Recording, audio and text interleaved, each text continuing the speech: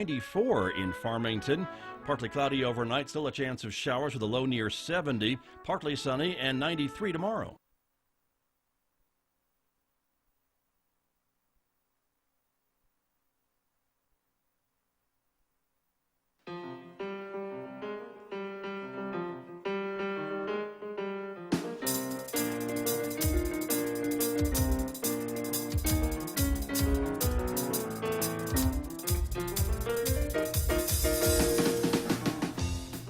Minutes past 8 o'clock. It's Thursday morning, the 7th day of the 8th month, 2025.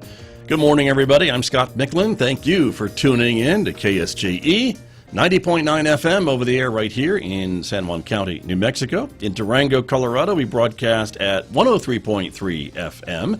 And if you're listening to me anywhere else on the planet, you've gone to our website to do that, ksje.com, or maybe you're listening through the new KSJE app. So glad that you are with us this morning, no matter how you got here. Also, welcome to our viewers who are watching the video of this program, streaming out live to the KSJE Facebook page and also to our YouTube channel. So welcome aboard, everyone. So glad that you are with us, because coming up, it is the triumphant return of one of my favorite guests, archaeologist Paul Reed, who will be joining us in a moment to talk about this Pecos conference that is coming up. So stay tuned for that. It is coming up in the next few moments right here on KSJE. Stay tuned for that.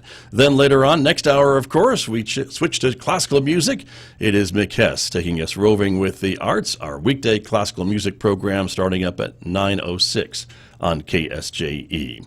Don't forget, we remind you to connect with us on our other social media sites like Instagram and Blue Sky and X, formerly known as Twitter, in addition to Facebook and YouTube. And if you're a podcast listener, KSJE publishes podcasts almost every day. You can subscribe for free at places where you're already listening to podcasts. Check it out and maybe discover a new local program that you may have missed recently. And also, don't forget about the new KSJE app. It's available now. You can download it, stay connected on the go, have access to our podcasts and live stream and much, much more. Available at the App Store and Google Play. The new KSJE app is available right now. Outside our studios here at San Juan College, we have another heat advisory in effect for today. 71 degrees already, mostly sunny skies at the moment. We're expecting a hot day today, 94 at least for a high this afternoon. That could trigger a few thunderstorms this afternoon. Overnight, maybe another shower or two with a low near 70. It'll be sunny and hot again tomorrow with a high of 93 on Friday, 68 for an overnight low, 91 sunshine on Saturday, 89 on Sunday, 92 again on Monday, 93 again next Tuesday. Overnight lows, as you can see, in the 60s. I'll be back with my guest, archaeologist Paul Reed, right after this on KSJE. KSJE is supported by San Juan Regional Medical Center. The most important ingredients to sustaining health and wellness are the resources and tools that help you live a vibrant and healthy life. At San Juan Regional Medical Center, the goal is to promote health by making sure those resources are available. Find the path to the best life at lifebetterhere.com. San Juan Regional Medical Center. Better is our mission, improving lives through personalized health and care. Celebrate 36 years of tradition and talent at Farmington's annual Tota Festival and Indian Market this Labor Day weekend. Immerse in the rich culture and skill of Native American artisans. Enjoy food, join the 5K River Run and Walk, and experience the authentic Navajo rug auction as well as the powwow. It's all happening August 29th through the 31st at the Farmington Civic Center. Find the full schedule online at farmingtonnm.org. And back in Studio A with my guest this morning, as I mentioned, archaeologist Paul Reed is back with me for his regular visit, although it hasn't been too regular because we've been pretty busy over the summer, so we've had a little bit of a break, but we're trying to piece together some technology here so we can see Paul and hear Paul at the same time. And Paul, good morning. Good to see you again after a summer break. How are you? Good morning, Scott. I'm doing really well. So glad Good. to be back on. Hopefully it sounds, as good as it can with a few tech challenges. Sounds good. Looks good. I think we're ready to go. So thank you for bearing with me as we get a connection together. And it's been a little bit of there's been something missing from my summer, and I finally figured it out this morning. It's because we haven't talked in a couple of months. So now everything's back to normal. The universe is back the way it should be. So good to have you here. And our topic today is this big conference that you will be attending for, I didn't even do the math to see how many years you've been going, but it's been a long time. This conference has been going for a long time too, even longer. And it's pretty amazing. And so talk to us about the significance of this Pecos conference. It's going to be held in Blanding, I guess, this year, right? Right. It'll be up near Blanding. It's really an amazing conference. It's the Pecos Conference, named after the locale at Pecos National Park. The conference was convened originally by sort of renowned, famous archaeologist A.V. Kidder in 1927. So in 2 years, we're going to hit the 100-year mark. And how about that? It's going to be back in the area over at Pecos in that locale. And so anyway, Kidder got folks together who were doing projects in the Southwest, and he wanted people to come to see what he was doing at the site at Pecos Pueblo and really have people share the information that they were learning from different projects across the Southwest. And, this wasn't the first conference by any means. There'd been different gatherings here and there, but it really was the first one that was dedicated to archaeology in the American Southwest. So that's pretty epic, and it happens every year. Right. I've missed a few here and there, but I've been going since 1987, and it's just a great place to go. The thing about it is it's very relaxed because it's outdoors. So the organizers will set up big circus-style tents, and then they'll have, of course, a microphone and a podium, but no tech. So we don't do PowerPoint slides. We don't get all fancy. People get up and they talk about things that matter, projects they're working on, maybe how they're working with tribes. If they're from the Forest Service, they're talking about Forest Service projects, et cetera, et cetera. Right. And then, everybody camps for 3 days and, have a big dinner on Saturday night. And, it's just really a good time. Interesting. And I guess what struck me, too, is that since this conference is, 98 years old, it has been going through a lot of this period that you and I have talked about from some of the earlier work of folks in your field. And as the job and career and passion of archaeology has evolved over the years, I imagine so has this conference from its beginnings. Would you agree? Yeah, definitely, Scott. I think the original group was something like 25 or 30 folks. Who were all working in different parts of the Southwest. And, just to give you a sense, tomorrow, this weekend, maybe 500. It kind of depends. So, it's quite a few people. But if you think about the big conventions and conferences that happen in cities, our Society for American Archaeology conference, which I think we've talked about a couple of times, it's kind of the big national group that I'm part of and a lot of folks are part of, that has like 6,000 members. So Pecos is smaller. It can be as small as 350, and you really get to know people. And I know way back when I was a student that I appreciated Pecos because you wander around, and you get under the tent, hear things. There's a lunch break, and you're likely to catch people in the field who you may have heard of. You might have read different things that they've written, but they're in a relaxed outdoor setting. They're not stressed out. They're not running around, with 5,000 people in Denver or San Francisco. Right. So it really is a nice place to just informally mix. And from the standpoint of sharing information, I'm really a big fan of smaller regional conferences because, there's one tent going. People will get up, talk for 10 minutes about what they're doing. There's another tent that's set up that has posters. There'll be booksellers. And it really is just a great place to interact and kind of catch up, with all, in this case, Southwestern archaeology and friends.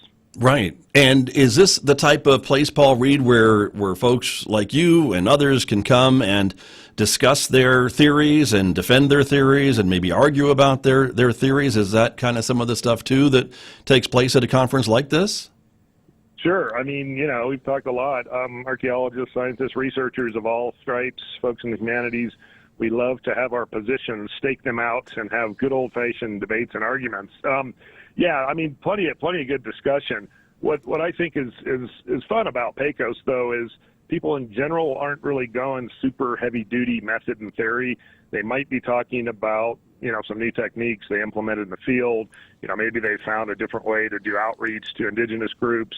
They'll talk about that, but not too many people get up and say, okay, I've proposed a new broad theory, that's going to explain everything in archaeology. I see. It could happen. Right. It's a 10-minute presentation.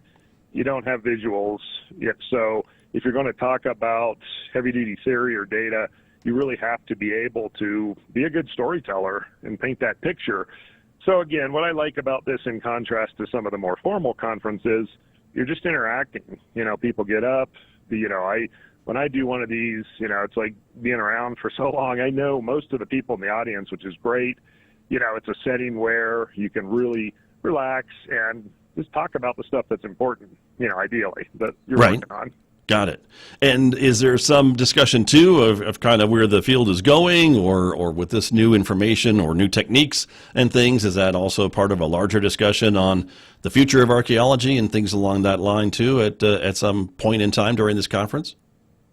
Yeah, I think it'll definitely come up. One of the things that we see with the larger national meeting, the SAA, Society for American Archaeology meetings, is people will organize a half-day session that's, the future of archaeology. It was just this past April up in Denver, so I went up, and I had decided to think about where archaeology might be going. And so at that point, I did a little bit of musing about the future of archaeology and a lot of the things that I care about, Scott, as you well know, and our audience does, what Archaeology Southwest cares about, which is, front-loading indigenous views and concerns and really trying to help continue to make this transition to indigenous-led cultural work, museum work, all those things. So at this conference, I'm going to talk about some other issues. We really lost a prominent member of sort of the Southwestern archaeological family, a man named Bill Light, who was just shy of his 90th birthday. He was at Washington State, did research in the Southwest since, 1971 or something. So a very long period of time. And Bill, mentored so many different folks, was involved in Native American consultation at various points. And so anyway, we're going to do a little session on Saturday afternoon that just talks about the legacy. The other thing about Bill Light is in 1974, he wrote what is really a sort of an amazing, groundbreaking paper talking about what he described as a conservation model in American archaeology. So this is 51 years ago. At this point, we weren't doing a lot of cultural work before construction projects. So many sites had gone under bulldozers, had been flooded, with reservoir construction, road construction. We were doing things that, are still could be described as salvage archaeology. They're building a dam, like, oh, there's a whole bunch of sites, let's get a crew in here. So folks would go in and do some very rapid work. What Bill helped set in place was a much more measured way to manage cultural resources, to get archaeologists involved in planning, and to get the archaeologists out well in front of the bulldozers, essentially, right? Yeah. So some of the issues we've talked about in cultural resource management or CRM. So anyway, that's one of the enduring legacies of this man. And so we've got a nice little session to honor him. Plus, he did a ton of work in southeastern Utah on Cedar Mesa in what's now Bears Ears. So it's very appropriate. The timing is sad, of course, to lose someone, but the fact that we are up in southeast Utah, it's a great opportunity to give a shout out. Right, and I see you on the schedule there, also with some other of your colleagues too, right? That'll be all kind of remembering the work that he did, and they've kind of put together a nice segment of the conference, I guess, about him, correct? And so you're part of that larger gathering and larger presentation. Right, and ideally, not looking past so much, but thinking hard about the present and Sure. where we're going in the future. Because as sort of past obsessed as I am personally, and as archaeologists and other folks tend to be, and historians and the like, the future is critically important as well. And as we've talked, I imagine at any point in time, folks might feel like they're in the middle of this dramatic transformation. But I do feel at this point that we really are in that transformation in this field. And so again, it's an exciting time, some uncertainty and but a whole lot of possibilities are ahead on this highway we're on. Right, right. And folks who will be going to this, you mentioned mostly from the Southwest. Is that kind of where it draws from? Pretty much the southwestern states, I would think of New Mexico and Arizona and Colorado, Utah, the Four Corner states for sure. Right. I'd say that's the bulk. Certainly we welcome folks to the east from Texas, California, et cetera. And there are folks who are committed to this conference, and will travel. I have some good friends who helped us. We put on this conference back in '06 at Navajo Lake. Larry Baker and the folks at Solomon Ruin were part of that. We partnered with them. And so I met some folks who still today travel, are already in Blanding. They travel all the way from North Carolina to come. So, there are folks who really connect to this. The other thing that makes this conference really unique is there's a great deal of outreach that's happened over the years to folks who may not be professionals in the field, but who do what we describe as avocational archaeology.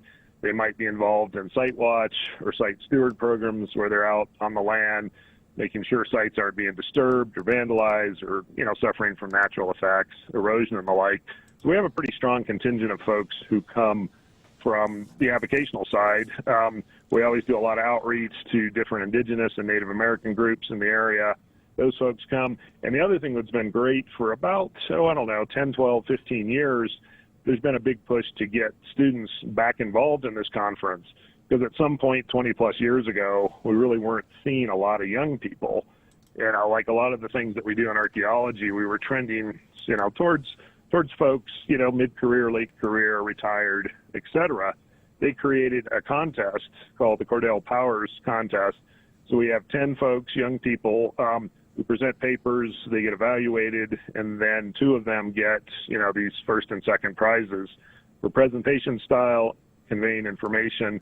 And it really has revitalized what we do in this conference, because now young people have an incentive. There's not a small sum, several $100 prize. So, it really is worth the while for students to come talk about what they're engaged with in archaeology in the cultural field, and then tell us about it. And, we as young people always need to build the skills of doing outreach and talking. So yeah, it's a great opportunity for that. And it's just been fun for me as, getting up there a wee bit in those years to have seen the transition in this conference over, some 35, 40 years. Well, that was my next question for you. Yeah. What have you seen over the years when you started attending there in '87 as just a small child? What types of things have you noticed since you've been going for so long? Yeah, really kind of the waves of folks who attend. And again, sort of back to why I really like this conference, because number one, it's in the Southwest. So, in this case, I've got a few hours to drive over to the West and attend, but it doesn't involve a ton of logistical travel. You just show up. And I think we've kind of gone through waves where we have folks in, more in typical academia settings, getting interested in Pecos conference, giving papers. Then we've had waves of different folks doing avocational research, connecting to this and that. We've had waves, and especially recent, where we're, again, doing a lot of outreach with indigenous groups, having those folks come. Right. And again, having students back in the mix is really big at this point. There was a point as well, I want to say, 15, 20-ish years ago, where the conference wasn't getting a lot of people. So we've kind of had a resurgence. And the other thing that happened is it was fairly informally organized for a big chunk of this, nearly 100-year legacy. And the group became a formal nonprofit, 501c3, I think about 15 years ago. So that kind of helped put the conference more on solid footing. They have, like any nonprofit, not huge sums of money, but enough money to set up a host to do it. The other thing is it travels around. And so that's, I'm particularly thrilled this year that it's up in Blanding, on the doorstep of Bears Ears, and organized by friends that I've had for a few years with a group known as the Bears Ears Partnership. Right. So, yeah, just fun to kind of watch it, unfold through this time. Sure. Well, and again, as conferences go, it seems like this is really unique in that it's, as you say, there's really not a lot of tech. It's outside. It's kind of folks gathering, and camping at the same time, and just kind of enjoying the natural landscape of where the conference is held each and every year as it moves around the region, and kind of that's part of it too. I would think is just your surroundings. Exactly, and the way it's set up. Folks will arrive this afternoon, Thursday night, a little reception to kick it off. Papers, posters, Friday, Saturday, big dinner Saturday night. And then on Sunday, field trips to sites throughout Bears Ears and, the lands between, an area we've talked a little bit about. So there'll be, I don't know, I think they're planning 8 to 10 trips. So if folks are coming, they haven't been in the area, they've got an opportunity Sunday to get up and go see some of the amazing landscapes that have been discussed, people Nice. are talking about in the conference. So that's a huge part of it. The other thing is just being outside and camping. There's not very many conferences that do this. I think, there's other sort of field archaeology, geology, probably biological conferences that do this. But, my wife, Tristan Klaczynski, who you know quite well, Scott, Tristan's always like, you guys have so much fun at Pecos. You go out, you camp, you get relaxed, you talk about the things that matter. You meet people you probably wouldn't meet if you're in a downtown hotel in San Francisco, and maybe people are dressed a little more formally, So again, it's just that the camaraderie is really can't be beat. Yeah, very nice, very good. Well, it sounds like a great experience, a great way to share and learn and see what else your colleagues are working on and discovering and talking about. And so it happens, I guess, this weekend, as a matter of fact, right? So it all starts later on tonight, tomorrow, for sure, right? Yeah. I'm here, in the lovely mountains north of Taos, but we wrap up. I get in my vehicle and I'm making the 6-hour drive to Blanding area. Okay. Yeah. Well, safe travels to you, and we just have a couple minutes remaining this morning, Paul. And so, Can you give us a little idea of what else you've been up to this summer? I think it's been a busy summer for you, work-wise. What have you been doing? This is the time when you kind of get out in the field, I think, when it's not too awfully hot.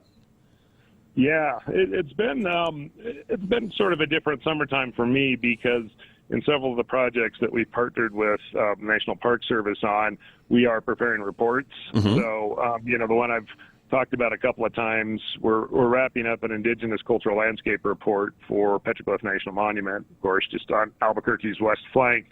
And we've been working on that. I started talking to them in 2020. We survived COVID, as we all did, doing our best, and then really ramped up our work in 22, 23, 24, had, so many of the tribes engaging, which was wonderful. So, yeah, that one's going to be great because we're going to have a final report early next month. Nice. And that one, so that's great, but there's also I don't get to go wander Albuquerque's West Mesa anymore unless, I choose to get out there, which is great. We're doing an overview project for Chaco and Aztec, which is a little more archivally based, but basically trying to put a document together that summarizes sort of the vast reach of cultural work in those places over 150, 180 years. We're starting a project at Bandelier, which involves working with Rio Grande Pueblos and other tribes there, helping them to kind of sort out how to manage those archaeological resources. And we have one down in El Malpais too, that I'll talk about more in the future that we're starting, which is another indigenously focused cultural landscape report. So, but yeah, it's seems like the summer has flown by, and in the fall, plenty of good stuff coming too. That's true. Well, and it sounds like we can count on you to be here to share it with us as we move forward into the fall, and we're looking forward to that, Paul. But as I said, safe travels to you and your colleagues as you come to the Four Corners and get ready for this 2025 Pecos Conference in Blanding, Utah, just short of its about 100th anniversary here in a couple of years.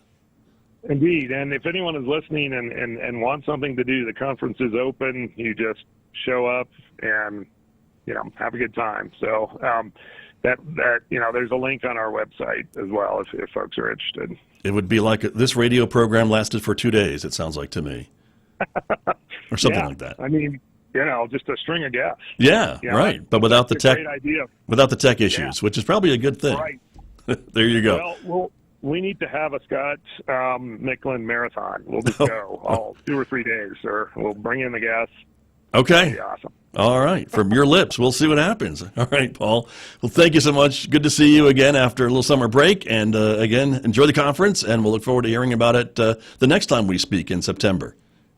Great. Thanks so much, Scott. All right, It's always Paul. a great time. Thank you very much. That's Paul Reed, archaeologist from Archaeology Southwest, so gracious with his time to be with me here on KSJE.